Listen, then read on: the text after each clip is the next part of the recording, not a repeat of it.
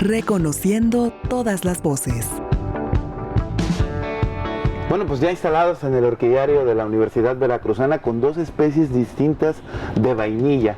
Y bueno, si de vainilla tenemos que hablar, 30 años de investigación en este tema respaldan a nuestra invitada del día de hoy, la doctora Rebeca Menchaca. Muchas gracias por invitarme, muy bien. Gracias por aceptar esta invitación. Muchísimas gracias. Muy bien, y aquí asombrada con todo esto que nos hemos venido platicando y que sin duda alguna ahorita durante la próxima casi media hora nos vas a estar pues, dando más detalles de todo este tema de la vainilla. De entrada comentarles que aquí la doctora donde la ven hay una vainilla que está nombrada en honor a tu nombre, ¿no? Claro que sí, recientemente, con mucho orgullo. De tierras guatemaltecas.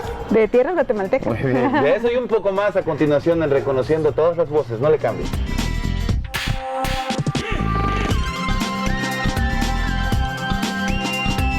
Reconociendo todas las voces. Muy bien, amigos de Reconociendo Todas las Voces, en esta ocasión instalados en el orquidiario de nuestra máxima casa de estudios aquí en el Campus para la Cultura, las Artes y el Deporte de la Universidad Veracruzana. Memo Muñoz, ¿cómo estás? Gusto saludarte. Muy bien, y ávido por conocer más cosas de la vainilla, que está aquí con nosotros la doctora, la investigadora Rebeca Menchaca, y por supuesto también llevarle a todos ustedes, el público de Reconociendo Todas las Voces, a conocer un poco más de esta planta, digamos, que ha definido tu vida en los últimos 30 años. No, desde antes, ¿verdad? Sí, creo que sí. Más. Los primeros escarceos o contactos, doctora, con el tema de la vainilla, te recuerdan una historia muy particular por allá en la secundaria, con un raspado, dices, claro que una sí. Nieve o lo que sea. Una nieve o lo que sea. Bueno, con el calor que hace en Papantla, yo estudié la secundaria y la preparatoria ya, entonces el haber salido de la secundaria y haber probado un raspado de hielo con ese preparado que hacían de manera muy rústica, con unos frutos cafés que se lo ponían al raspado de hielo con leche condensada, fue un sabor muy particular para mí. O sea, me dijo el señor, es vainilla, ¿no? Pero no era igual a la vainilla diferente que yo antes había probado, ¿no? Una pregunta, Memo, que a lo mejor no tiene nada que ver con el tema, pero ¿era delicioso, sabía rico? Era delicioso, ¿no? O sea, era un sabor muy diferente a lo que desgraciadamente los mexicanos creemos que es el sabor de vainilla natural. Se dice que el 80% de los mexicanos lo que referimos al sabor de vainilla es en realidad el sintético. Y a partir de este sabor, me imagino que varias veces compraste este raspado, ¿no? Saliendo claro de la secundaria todos los días, ¿no? Exactamente, ya nada más, era mi favorito, ¿no? El poder paladear el sabor de esa orquídea, ¿no? ¿Es ahí donde inicia la pasión por todo esto? Yo creo que sí, y el haber estado en un lugar con tanta riqueza cultural, ¿no? Tanto que todo refiere a la vainilla allí en Papantla, ¿no? Todo el valor histórico que tiene con el pueblo totonaco. Tú eres originaria de Querétaro, nos platicabas hace un momento, sin embargo, adoptada veracruzana, papanteca, jalapeña, podemos decir, ya desde hace más de 30 años, más de 30 años. Arraigada aquí. ¿En qué momento tú decides quedarte ya aquí en Veracruz y particularmente en decir, me interesa investigar la vainilla, la biología? ¿En qué momento dices tú, aquí me quedo? Pues como había estado en la secundaria, en la preparatoria en Papantla y después para estudiar biología, pues tuve que venir a Jalapa, ¿no? Ya me habían apasionado mucho las orquídeas, ¿no? Yo llegué a ver unas orquídeas que llevaban de regalo y se me hizo maravillosa esa flor. Ya después al saber que la vainilla era una orquídea que no toda la gente sabe, ¿no? Que está clasificada dentro de este grupo de plantas. Entonces pues me apasionó más, ¿no? Todo aquel valor cultural, el sabor, lo que yo había probado y en conjunto con que era una orquídea que está amenazada, que es mexicana, pues el tema me apasionó, ¿no? Decidí dedicarme a eso toda la carrera de biología ya, ¿no? Doctora, ¿usted siempre pensó en especializarse en el tema de la biología desde muy pequeña? Yo creo que sí. Cuando era muy niña, mi mamá me encontró que estaba yo colectando alacranes en mi cuarto. Tenía 3 años. Entonces, en ese momento mi mamá me dijo, esta niña va a ser bióloga. ¿Y cómo los agarraste? Pues así, de la colita, ¿no? No me picaron, vivíamos en Michoacán. Yo creo que la señora reparó de gustos muy distintos al común denominador de los niños colectando alacranes. ¿Qué tipo de alacranes? Eran alacranes peligrosos porque vivíamos en Michoacán, sí. ¿Y nunca te hicieron nada? No. ¿Qué más colectabas aparte de los toda alacranes? clase de bichos, ¿no? Tenía yo lagartijas que incluso como que las amaestraba y tenía yo generaciones de lagartijas. Yo primero pensé que me iba a dedicar a la zoología, ¿no? Pero ya después le di el giro a la botánica. Un minicirco, un pequeño circo de animales. Siempre he tenido circo de animales. Con los que nadie quiere tener contacto. Totalmente. ¿Qué vino después de esto? ¿Qué vino después? Bueno, ya a partir de la carrera de biología, existía todavía el Instituto de Investigaciones sobre Recursos Bióticos, el INIREP, y empecé a trabajar allí. Fue una apuesta bastante interesante porque no había muchos registros que dijeran que la vainilla pudiera germinar, porque las semillas de las orquídeas son muy complicados en su germinación, tienen que asociarse con un hongo y tienen que llegar a un árbol, tiene que haber las condiciones para que este hongo se desarrolle y por otro lado la semilla para que pueda germinar. Entonces había ahí un laboratorio que me permitieron hacer esta germinación de las orquídeas, de la vainilla, que los productores me mandaban los frutos y pudimos hacer germinar la vainilla, y esa fue mi tesis de licenciatura, la germinación in vitro de la vainilla. Que algo interesante es que de pronto hacer las tesis para las licenciaturas cada vez se vuelve a veces menos común, ¿no? Y ahora que hacen reporte, que hacen tesina, que otro tipo de situaciones. Sin embargo, tú, por lo que nos platicas, desde que estabas estudiando antes de concluir la carrera, ya fuiste perfilando este gran trabajo de tesis. Sí, realmente es hacerse preguntas y buscar respuestas, ¿no? Yo admiro mucho ahora a los chicos que tienen las opciones de presentar un examen y demás, pero que optan por una tesis experimental. Realmente es un aprendizaje mucho más que incluso te da la carrera, ¿no? Te tienes que enfrentar a resolver problemas en un trabajo de investigación, y eso fue muy formativo para mí. ¿Cuáles fueron algunas de las conclusiones más importantes que usted saca, doctora, en esta tesis, y las impresiones de quienes la rodeaban en ese momento por, de alguna manera, elegir un tema diferente, un tema no tan común? Pues algo de lo que realmente se comprobó, se descubrió, es que las semillas, mientras más tiernas, digamos, mientras el fruto era más acercado al momento de la polinización, mejor germinaban. Si nosotros tomábamos, por ejemplo, las semillas de frutos ya maduros, no tenían un buen porcentaje de germinación. Las semillas, cuando el fruto ya madura, se hacen muy duras, como una semilla de sandía, nada más que globosas, son microscópicas, pero esa forma tienen. Entonces quizá están asociadas a que un murciélago o otro organismo mamífero las puede ingerir y con eso ablanden su cubierta para poder germinar. Entonces en laboratorio el descubrimiento más importante que tuvimos es que mientras más tierna la semilla o más cerca de la fecundación, mejor germinaba. ¿Cómo tomaron pues esa investigación quienes se empaparon por primera vez ahí, quienes tuvieron la oportunidad de analizar la tesis? Pues realmente fue pues como que bien apreciada, porque era un trabajo experimental bastante arriesgado para esa época, ¿no? Estamos hablando de los 80. Sí era arriesgado porque quizá no iban a germinar. Y realmente esa metodología la seguimos usando y la retomé en la tesis de doctorado, y ya no solamente germiné la vainilla, sino que hicimos cruzas de especies cercanas para poder tener híbridos con la misma metodología que habíamos descubierto de germinación. Y además una satisfacción, porque generalmente luego los trabajos de las tesis a veces se ve como algo meramente académico, de escritorio, acabó la tesis, me titulé y vamos a guardarla. Sin embargo, en tu caso tú seguiste trabajando con ella, y cuéntame también, entiendo que este resultado lo pudiste, digamos, ir compartiendo con productores, ¿no? O sea, no se quedó ahí nada más en el papel, sino que hubo oportunidad de aplicarlo. Sí, a raíz de que, bueno, ya retomo el tema en el doctorado, también se publica en Colombia el artículo sobre esta hibridación, y hemos tenido mucha interacción con productores, ¿no? Es realmente lo que más me satisface del trabajo, ¿no?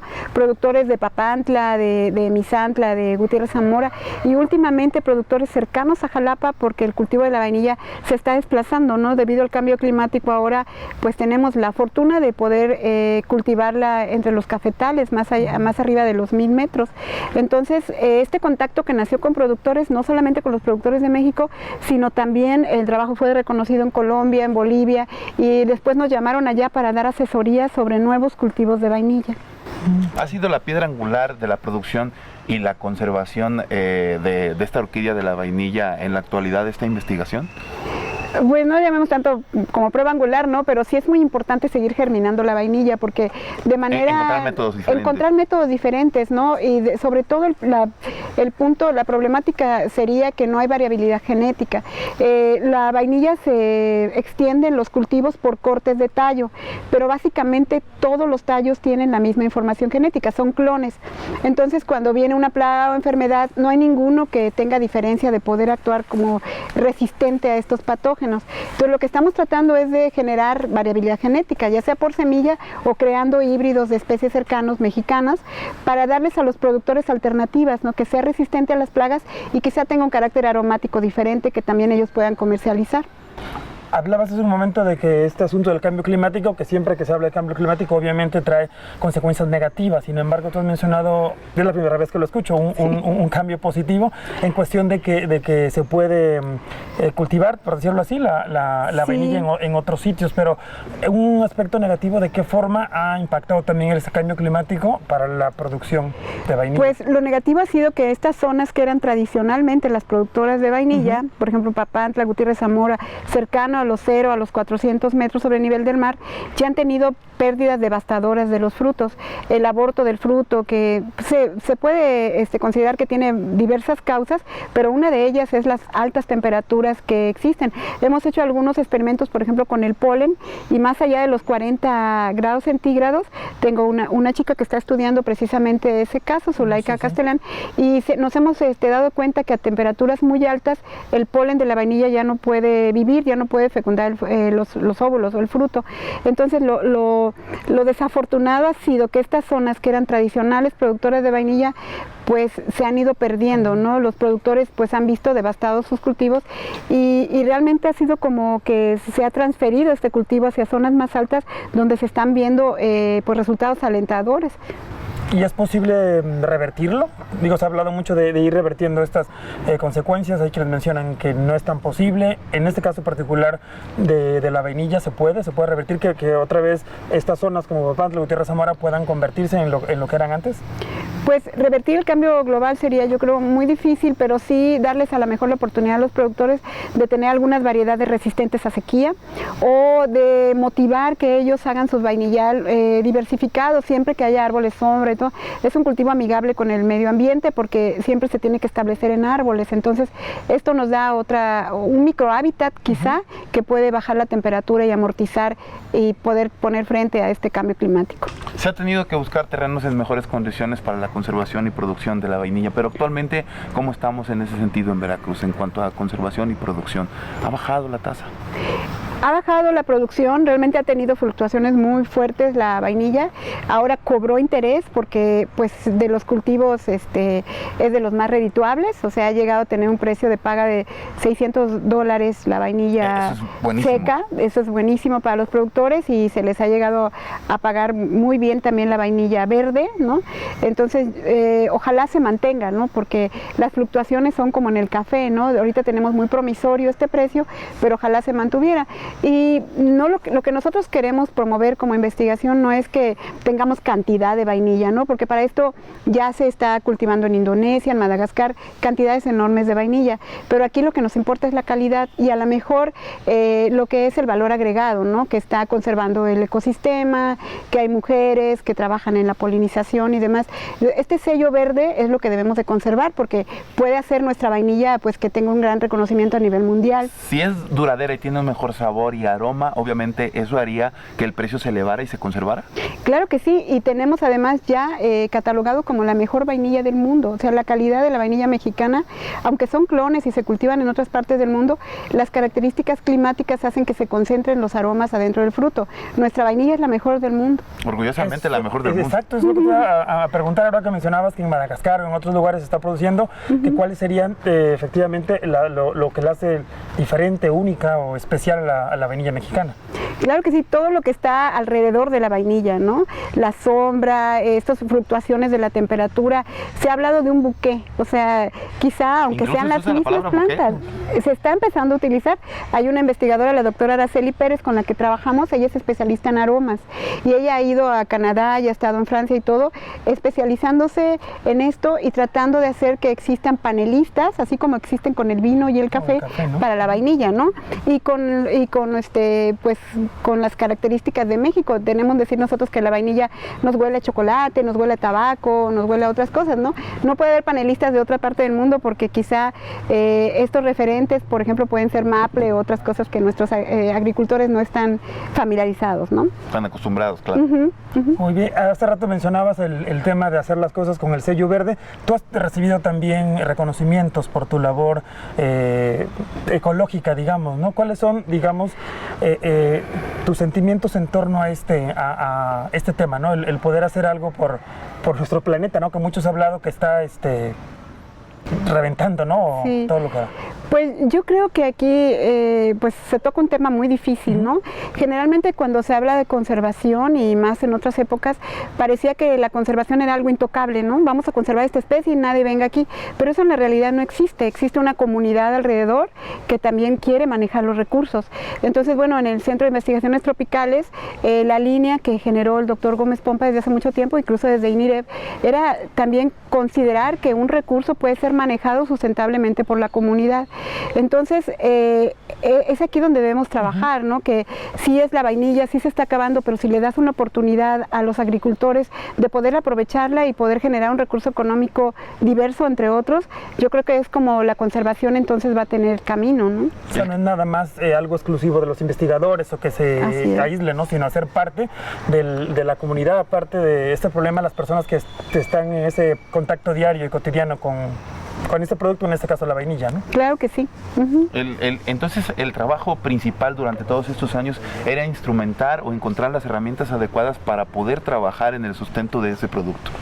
Así es, y dar alternativas, ¿no? Y pues darnos cuenta de todo lo que está pasando, del cambio climático, de la poca variabilidad genética que la vainilla tiene, ¿no? A veces hacemos investigación que parece ser muy gabinete o muy básica, ¿no? Pero aquí la aplicación puede ser ya inmediata. Nosotros ya tenemos esos híbridos que se hicieron en la tesis de doctorado, que tienen 10 años, que acaban de florecer y que estuvimos muy emocionados por eso, y que además ya les estamos haciendo pruebas, ¿no? Hay un chico, Martín Barreda, que está haciendo su tesis de licenciatura, que está probando el patógeno, este Fusarium que acaba con todos los cultivos, en estos híbridos que generamos aquí, y estamos teniendo resultados pues muy promisorios también, ¿no? Memo, quiero imaginarme que el trabajo para el productor fue como una brisa refrescante en el desierto, al no conocer o profundizarse mucho con el tema de la producción, sobre todo, y la conservación. Claro, y estamos como que queriendo abarcar varios caminos, ¿no? También tenemos otra tesis, la tesis de Lorena Sánchez, que está trabajando con índices de sustentabilidad, ¿no? ¿Qué tienen los vainillares que tienen árboles, que tienen otros árboles que tienen usos múltiples, y qué buque le dan a esa vainilla, ¿no? También está David Moreno, que está trabajando con los hongos benéficos para la vainilla. Esto nos hace pensar que en un futuro quizá podamos manejar a la vainilla con hongos benéficos y no aplicar tantos agroquímicos. Esto nos ayuda a tener el sello verde porque nuestros cultivos pueden ser libres de agroquímicos, ¿no? Oye, ya hiciste tu tesis de licenciatura, luego que estás con el doctorado, pero veo que estás asesorando a varios estudiantes también. ¿Cuántas Así tesis es. y que tienen que ver con vainillas han surgido ahora de eso, ¿no? Sí, eso es muy interesante porque es cuando nos ayudamos mucho, ¿no? Si un estudiante tiene un tema, pues ya es un compromiso mutuo, ¿no? Entonces, en el momento de ahorita tenemos a Martín Barrera, que está con la tesis de licenciatura, y también vamos a ponerlo en contacto con este proyecto de cambio climático y vainilla que vamos a comenzar. Lorena Sánchez, que está con índice de sustentabilidad, David Moreno, que está con hongos benéficos, y Zulaika Castellán, que está con aspectos de polinización. Entonces, para mí es muy satisfactorio la formación, yo también aprendo de ellos, y estamos trabajando en conjunto, consiguiendo proyectos financiados, y dentro del posgrado que nosotros tenemos en el Centro de Investigaciones Tropicales, ubicándolos pues en tesis de maestría y de doctorado también. Doctora, ¿cómo se siente por la reciente distinción de que a una especie de orquídea se le haya puesto nombre por el trabajo de investigación? Es un gran honor, siempre digo que inmerecido, porque yo recibo las felicitaciones, pero realmente el investigador de Guatemala que salió a la selva y que encontró esta vainilla y que le pareció diferente y que hizo la investigación de fondo, pues realmente debería de llevarse todo el mérito, ¿no? Yo he estado con él trabajando, es el doctor Freddy Archilá de Guatemala, que él ha descrito muchísimas especies, y entre estas pues encontró esa vainilla diferente a todas las demás, y que después, bueno, realmente tuvo de verdad la distinción de podérmela dedicar, ¿no? ¿Cómo tomó usted la noticia? ¿Cómo le llegó a No, de verdad era muy emocionante para mí. Yo sabía que él había encontrado una nueva especie y entablamos conversaciones, y después cuando me dijo que la iba a nombrar así, pues yo todavía no asimilo la emoción, ¿no? No sé si se pueda, algún fragmento te trajiste, un pedazo de esta. No. Desafortunadamente es una especie que debe de conservarse en el campo, porque hay vainillas, si bien es cierto que son 100 especies alrededor del mundo, hay vainillas que son muy fuertes, que se pueden transportar, y hay vainillas que son de hojas membranosas, como este es el caso de la vainilla rebecae. Entonces debe de permanecer en las selvas de Guatemala, y quizás se debe hacer algún proyecto de conservación in situ, que quiere decir que permanezca ahí en la selva. O sea, cada que la quieras ver, Tienes que ir a Aquí a la Guatemala, selva, ¿no? Tengo que ir a Guatemala de nuevo, con mucho gusto. Obviamente usted viajó para conocerla de inmediato. He viajado, he estado allá con el investigador, he estado en Cobán, 2 veces ahí con él. Tuvimos un congreso internacional de la vainilla que fue en Papantla, no podía haber mejor lugar. Claro. Y cuando nosotros estuvimos en el anterior congreso de vainilla que fue en Costa Rica, pues vimos todo el interés de los investigadores de otros países de venir a México. ¿Por qué? Porque el más antiguo registro de uso de la vainilla es mexicano. O sea, hace más de 500 años nuestros antepasados utilizaban la vainilla. Era con usos medicinales, utilizado para la fiebre, para la histeria, también como afrodisíaco también, y también se tomó como moneda de cambio, era un tributo que pagaba el pueblo totonaco a los aztecas. ¿De acuerdo? Se fue perdiendo un poquito la tradición de darle ese valor histórico y además de darle ese valor como orquídea a la blandilla, a la vainilla. Ahora se está retomando afortunadamente. Sí, ojalá que se retome, ¿no? En ese principio era incluso considerado casi una planta sagrada, ¿no? Solamente este aromatizante que se utilizaba para el chocolate o saborizante se utilizaba con los grandes jerarcas o reyes, ¿no? También se le dio a Hernán Cortés, hay un monumento en la compañía McCormick, una pintura en donde se muestra cómo los aztecas dieron a probar a Hernán Cortés esto que le pareció bebida de los dioses, además de dar mucha energía, ¿no? Hernán Cortés decía que bebiendo una taza de chocolate podía aguantar un soldado todo un día de batalla, ¿no? Chocolate con vainilla, ¿no? Que era muy estimulante. Y como dice, se fue perdiendo, vino el descubrimiento del sintético, del producto sintético que es más barato, entonces toda la gente ahora pues lo que más compra es el producto sintético, ¿no? Que se extrae de desperdicios de madera, que tiene un sabor parecido, pero pues no que igual. Realmente no es vainilla, ¿no? No es vainilla y además se ha descubierto que es dañino para la salud. Actualmente, ¿qué valor le damos, doctora, a los veracruzanos a la vainilla? Pues se está motivando otra vez, ha habido campañas para que se le vuelva a valorizar, ¿no? No solamente como saborizante, ¿no? Sino que también en artesanías, en otras cosas que se puede utilizar como planta medicinal. Ahorita hay registros en que la vainilla, por ejemplo, cura la muerte del sueño, la apnea del recién nacido. Hay investigaciones en este aspecto que también puede pues desacelerar el crecimiento de células cancerígenas. Entonces hay aquí un camino muy grande que puede abrirse en cuanto a la investigación de la vainilla. Nosotros mismos hemos hecho festivales que le hemos llamado Viva Vainilla, en donde invitamos a los productores porque nosotros creemos que deben estar en contacto con el público general. Cuando damos estas conferencias decimos el producto sintético es dañino para la salud y el natural hay que consumirlo porque viene de productores y se está acabando. Pues nuestro objetivo era ponerlos en contacto para que ellos cuando quisieran comprar vainilla natural otra vez, pues pudieran acceder a ellos directamente. Entonces damos conferencias, invitamos a productores para que queden enlazados. Esto te iba a preguntar, seguramente las personas que nos están viendo en casa dicen, bueno, yo tengo vainilla, pero ¿cómo sé? La compro en el súper, a lo mejor, ¿no? ¿A dónde se puede dirigir cualquier espectador, la gente común, si quiere realmente consumir vainilla, pero vainilla originaria? Natural. ¿Dónde la pueden conseguir? Pues hay ciertas marcas, casi todas vienen de Papantla, pero hay que tener mucho cuidado al leer las etiquetas. Hay una, por ejemplo, que dice vainilla el Papantla y no es de Papantla, No es de pero Papantla. los ojos a veces engañan, ¿no? También queremos nosotros incidir esto en la Secretaría de Comercio, ¿no? Que realmente tú sepas que estás comprando un sintético de un natural, ¿no? Y yo creo que es informarse, cuando quieran pueden venir aquí con nosotros para informarles, aquí al Orquidario, cuáles son los productores que nosotros conocemos, que aunque están sacando su extracto de manera rústica, es el sabor real de la vainilla que tiene que ver realmente con nuestro campo, con nuestros productores y no con un producto sintético que es muy barato, pero desgraciadamente dañino para la salud. Esto es muy importante. Obviamente todos estos años de investigación van de la mano también con un trabajo de sensibilización y concientización en la población. Es decir, que la gente esté consciente de lo que realmente representa y es la vainilla como orquídea para nuestro país. Así es, que lo reconsideremos, ¿no? Hemos ido, por ejemplo, a otros países donde la valoran más, ¿no? Entonces, y donde la historia es apenas reciente. Y donde la historia es reciente, ¿no? Un ejemplo es la isla Reunión, que está cerca de Madagascar, pues ahí el 80% de los productos, el ron, los tés y todo lo tienen, la gente lo valora. Entonces, cuando tuve la oportunidad de ir con un ingeniero, con mi compañero Miguel Lozano, dijimos, ¿por qué en México no valoran tanto, no? Lo que tenemos que impulsar es el consumo local. O sea, realmente, si la producción de los que están dedicados a la vainilla históricamente, nuestros campesinos, pudieran hacer que el producto ya listo para la venta fuera absorbido por los mismos mexicanos, sería un logro, ¿no? Que no tuviéramos necesidad de estarlo exportando. ¿Cuáles son los beneficios que todo mexicano debe saber de la vainilla? Sí, rápidamente. Pues la vainilla es un antioxidante, es un conservador de alimentos también. No solamente se utiliza para productos dulces, sino también un pescado a la vainilla, unos camarones a la vainilla, pueden ser muy sabrosos. No siga, por favor. Es un estabilizador, Ok.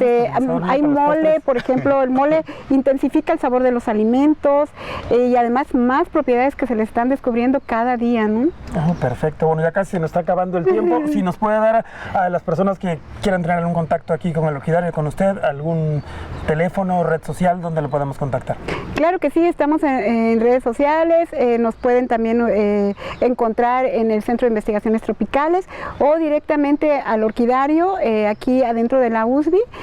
Mi correo es igual que mi nombre, rebecamenchaca@hotmail.com, y el teléfono directo de aquí al orquidario es 186-2243. Pues, Doctora, ha sido un placer conversar con usted. Muchas Igualmente. gracias. Muchísimas Un gracias. reconocimiento Y muy Y de aquí especial. vámonos a muchísimas tomar gracias, un es un honor. chocolate con vainilla Claro o que mole de sí. vainilla o pescado a la vainilla, algo así. Pero bueno, esto fue Reconociendo Todas las Voces y recuerden, continúen con la programación de TV+. Buen día. Gracias. Hasta la próxima. Y tantas historias y leyendas también alrededor de la vainilla. Sí, ¿verdad? claro que sí, hay una leyenda, ¿no? ¿Eso faltó?